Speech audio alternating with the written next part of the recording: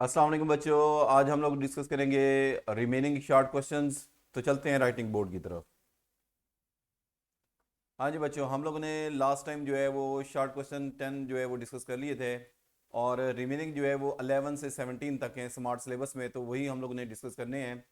तो हमारे पास जो नेक्स्ट क्वेश्चन है वो हमारे पास 21.11 है। क्वेश्चन ये है, describe the principle of operation of solid state detector of ionizing radiation in term of generation and detection of the charge carrier. बच्चों इसका जवाब जो है वो मैं पहले ही लॉन्ग क्वेश्चन के अंदर बता चुका हूँ। तो वो वाला जो लेक्चर है जिसमें सॉलिड स्टेट डिटेक्टर को हम लोगों ने डिटेल में पढ़ा था, तो उसी लेक्चर को आप लोगों ने दोबारा से देख लेना है। तो इसमें इसका जवाब जो है वो मिल जाएगा। तकरीबन वो सारा प्रोसेस ही उसका मेन लिखना है, उसको समराइज करके आप लोगों ने लिख देना है। तो ये इसका जवाब जो है वो उसी लेक्चर से मिल जाएगा। और नेक्स्ट क्वेश्चन ये है, what do you mean by the term critical mass. ये क्रिटिकल मास क्या होता है, इसके बारे में आप लोगों ने बताना है। क्रिटिकल मास का जवाब जो है वो देखें।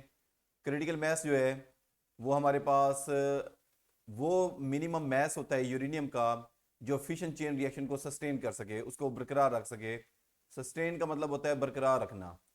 तो यानी कि ये वो मिनिमम यूरेनियम होता है। अगर इससे मिकदार कम होगी तो वो फिशन चेन रिएक्शन स्टार्ट नहीं होगा। एक आध फिशन का प्रोसेस तो हो सकता है, लेकिन चेन रिएक्शन तब स्टार्ट होती है जब यूरेनियम की एक ख़ास मिकदार हो। उससे कम मिकदार से वो नहीं होगा।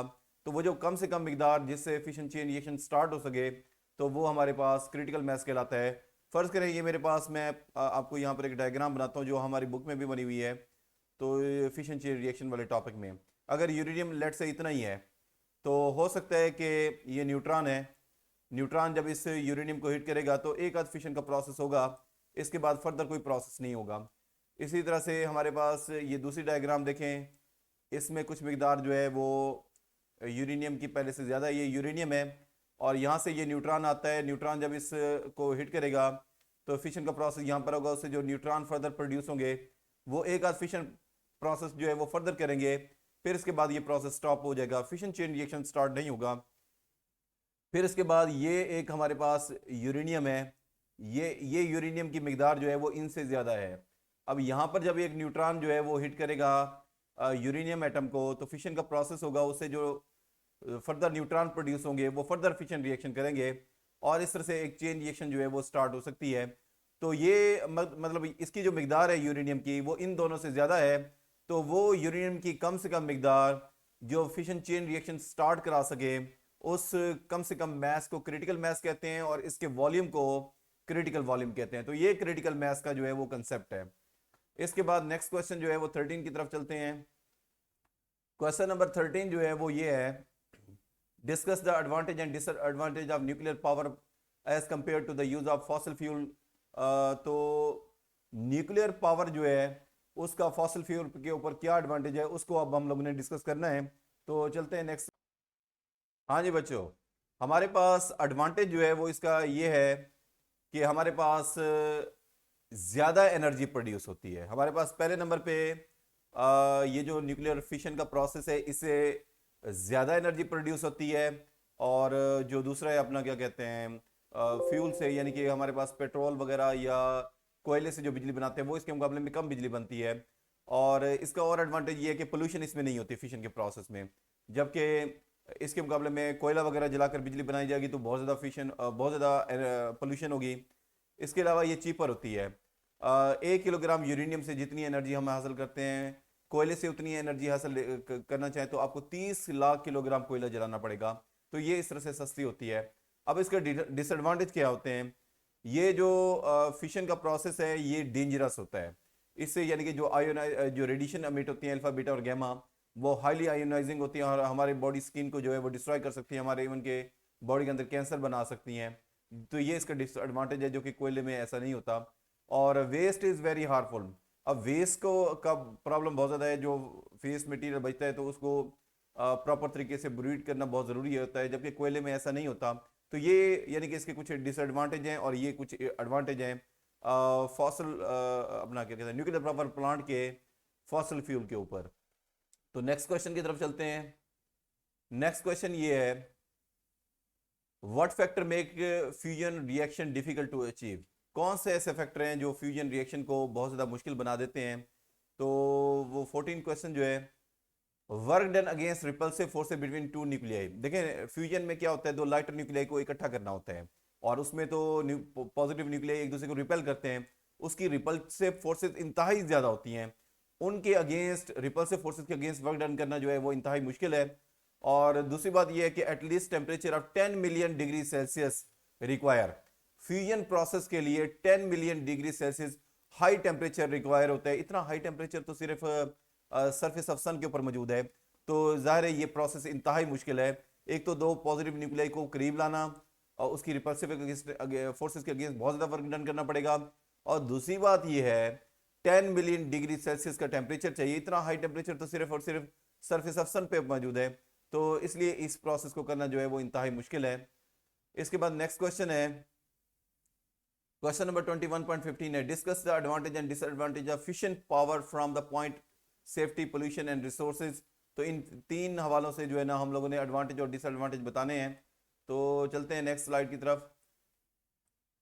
हाँ जी बच्चों, हमारे पास सेफ्टी के लिहाज से देखें, storing radioactive waste, radioactive waste को स्टोर करना जो है ना ये हमारे लिए सेफ्टी प्रॉब्लम है। Release of radioactive material in air and ground, अब ये जहाँ पर ज़ाहिर है इन सोर्सेज को डील किया जाता है जो रेडियो एक्टिव होते हैं, तो वहाँ पर ग्राउंड और एयर जो है उनकी उनमें कुछ ना कुछ हद तक रिलीज होता रहता है। नेक्स्ट है रिस्क ऑफ एक्सीडेंटल रिलीज, बाज़ दफ़ा कुछ हादसे होते हैं और ये रेडिएशन रिलीज हो जाती हैं जो कि इंतहाई डेंजरस है, तो ये हमारे पास सेफ्टी प्रॉब्लम है न्यूक्लियर पावर प्लांट को डील करते हुए। और इसके अलावा environmental pollution, produce no environmental pollution as in coal and natural gas, जितनी कोयले में और नेचुरल गैस में पोल्यूशन होती है तो इसके मुकाबले में जो है वो न्यूक्लियर पावर प्लांट में इतनी ज़्यादा नहीं होती, तो ये इसका यानी कि इन्वायरमेंटल जो है जो प्रॉब्लम है उसके मुकाबले में जो है ना वो कम है। इसके बाद रिसोर्सेज की बात करेंगे, fission material is not easily available, fission material इतने आसानी से अवेलेबल नहीं होते। यूरेनियम देखें जिस तरह आसानी से कोयला अवेलेबल है, फिशन मटेरियल यूरेनियम 235 जो कि इस मकसद के लिए इस्तेमाल होता है वो इतनी आसानी से अवेलेबल नहीं है। Natural uranium contain 0.7% fissionable material, और जो नेचुरल यूरेनियम है उसमें तकरीबन 0.7% यूरेनियम होता है, बाकी जो है ना वो हमें दूसरा जो है वो इसको फिर इनरिच करना पड़ता है, तो यानी कि जो फिशनेबल है वो बहुत कम मिकदार में मौजूद होता है, तो ये रिसोर्सेज में हमें कुछ न कुछ हद तक प्रॉब्लम है। तो नेक्स्ट क्वेश्चन की तरफ चलते हैं। हाँ जी, नेक्स्ट क्वेश्चन हमारे पास है, क्वेश्चन नंबर है what do you understand by background radiation, state two sources of radiation. Background radiation का जो है ना वो मैंने आपको बताया था, बैकग्राउंड रेडिएशन जो है वो हमारे पास कॉस्मिक रेज भी हैं और अर्थ क्रस्ट भी, अर्थ ज़मीन के नीचे कोई रेडियो एक्टिव सब्सटेंसेस होते हैं तो उनसे रेडिएशन एमिट हो सकते हैं। इसके अलावा जो है बैकग्राउंड रेडिएशन का मैंने आपको कॉस्मिक रेज बताया था, आसमान से इनविजिबल रेज आती हैं, यानी कि अगर किसी जीएम गाइगर मुलर ट्यूब के करीब कोई सोर्स मौजूद नहीं भी है तो तब भी वो रेडिएशन काउंट करता है। तो वो रेडिएशन कहाँ से आती हैं, वो रेडिएशन जो है वो कॉस्मिक रेज हो सकती है। कॉस्मिक रेज के बारे में यही कहा जाता है वो आसमान से इलेक्ट्रॉन, प्रोटॉन, फोटॉन ये पार्टिकल जो है वो अमिट आते रहते हैं जब कोई हमारे पास सोर्स मौजूद ना भी हो, तो ये बहरहाल इनको बैकग्राउंड रेडिएशन का नाम देते हैं। ये इसके बारे में लेक्चर जो है हम लोगों ने इससे पिछला डिस्कस किया था, तो उसमें मैंने सारी डिटेल बताई थी, उस लेक्चर से भी बच्चे जाकर जो है वो कंसल्ट कर सकते हैं। क्वेश्चन नंबर है 21.17, if someone accidentally swallow an alpha source and beta source which will be more dangerous, अगर कोई हादसाती तौर पर अल्फा और बीटा सोर्स दोनों निकल लेता है तो कौन सा ज़्यादा डेंजरस होगा। तो इसका जवाब यह है कि अल्फा सोर्स ज़्यादा डेंजरस होगा क्योंकि ये मोर आयोनाइजिंग होता है। अल्फा जो है वो ज़्यादा डेंजरस होता है बीटा के मुकाबले में, क्योंकि अल्फा सोर्स जो है वो ज़्यादा आयोनाइजिंग होता है। ज़ाहिर है आयोनाइजिंग ज़्यादा होता है तो हमारी बॉडी के स्किन को जल्दी डैमेज करेगा, या हम इसको स्वेलो कर लेते हैं, हमारी अंदर जो सेल्स है इसको ज़्यादा डिस्ट्रॉय करता है। जितना ज़्यादा आयोनाइजिंग कोई होता है तो उतना ज़्यादा जल्दी जो है वो डिस्ट्रॉय करता है हमारे पास सेल्स को, टिश्यूज़ को, तो इसलिए ये अल्फा जो है वो ज़्यादा डेंजरस होगा क्योंकि ये मोर आयोनाइजिंग है। ये ज़्यादा हमारे, अगर हम स्वेलो कर लेते हैं हमारे बॉडी के अंदर सेल्स को ज़्यादा डिस्ट्रॉय करेगा और हमें ज़्यादा नुकसान पहुंचाएगा। तो ये बच्चों 17 क्वेश्चन तक जो है ये हमारे स्मार्ट सिलेबस में शामिल थे और ये क्वेश्चन हम लोगों ने यहाँ पर डिस्कस किए हैं। तो आज के लिए बच्चों इतना काफ़ी है, बहुत शुक्रिया।